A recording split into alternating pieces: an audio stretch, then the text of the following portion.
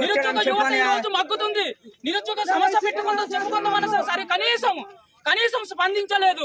స్థానిక నాయకులకు స్పందించలేదు. స్థానిక సర్పంచ్ ఎంపీటీసీ వార్డు మెంబర్లకు అనుమతించలేదు, ఇవ్వలేదు. అటువంటిప్పుడు ఇక్కడ ఆదివాసులు పల్లెబాట అని చెప్పి ఎందుకు ఇక్కడ చెప్పి ప్రవేశం పెట్టాలి? మేము రాత్రి నిద్ర లేకుండా పనులు చేసి అన్ని చేసిన తర్వాత మూలలో తీసి పక్కన పడేసి వేయడం అన్నట్టు ఎంతవరకు సమంజసం? స్థానికున్న సర్పంచులు కానీ ఇక్కడ ఎంతో మంది ఆడతల్లులు ఉన్నారు.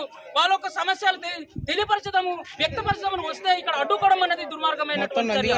ఇదే కాదు, ఏ ప్రభుత్వం వచ్చినా సరే ఇప్పుడు ఒక్కరోడే కాదు 12 రోజులుగా ఐటీడీలోని ఇదే రహదారి కోసం కొట్లాట ఆడి దెబ్బలు తగిలి కాళ్ళు చేతులు విరిగిపోయి ధర్నాలు చేస్తుంటే ఒక్క అధికారి స్పందించలేదు.